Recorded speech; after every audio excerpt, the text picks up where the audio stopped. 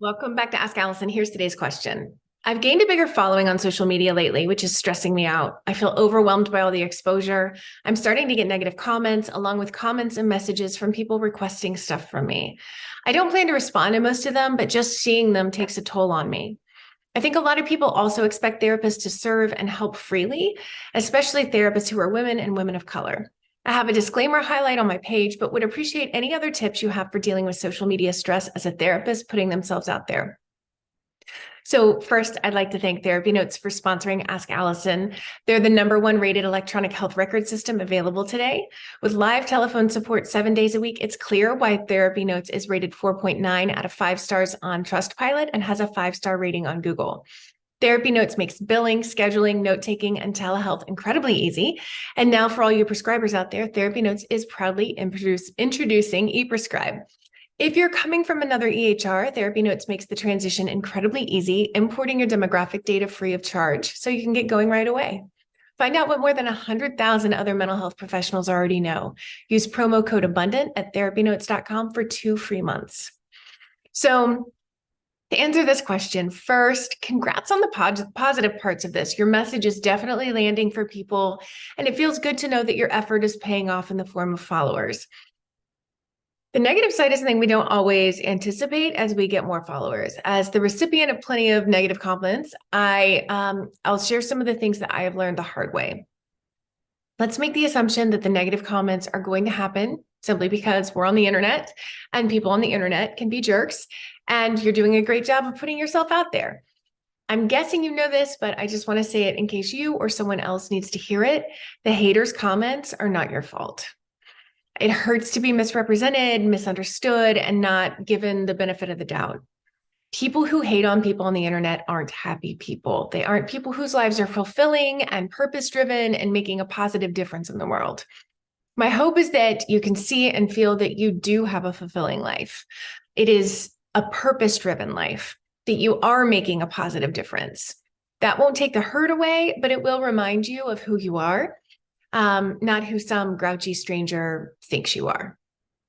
There are some commenters who will challenge us fairly. They may disagree with our position or how we said it, and I encourage you to respond to those who respectfully disagree. You can clarify or apologize or debate or whatever. If it's a respectful exchange, type like your clients are watching. If it's a troll-like comment or somebody is taking what you said way out of context or being insulting or in general being a jerk, delete the comment and block the account. You do not owe that person the privilege of free speech on your social media page. You don't need to see what they wrote. You don't need other people to see what they wrote. Done and dusted. Early on, I really hesitated with that more than I wish I had.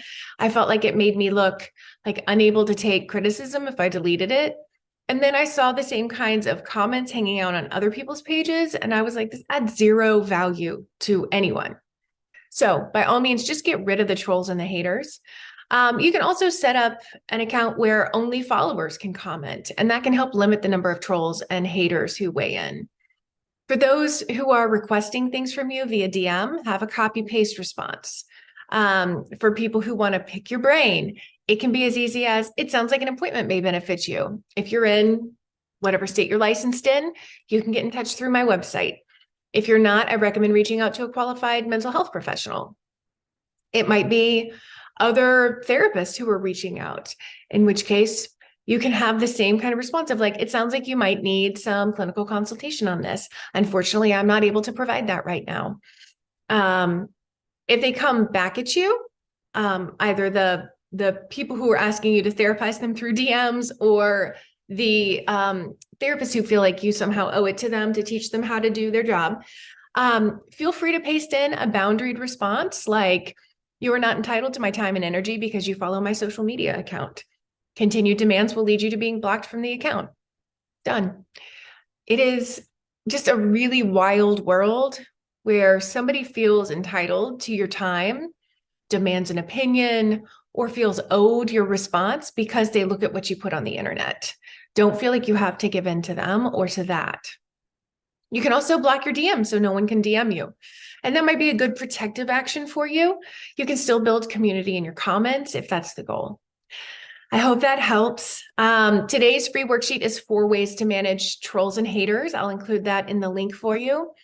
And we have social media training in the Abundance Party that's helpful for people, whether they have tons of followers or they're trying to get more. If y'all have questions for Ask Allison, please hit the link in my bio and ask away. Have a great day.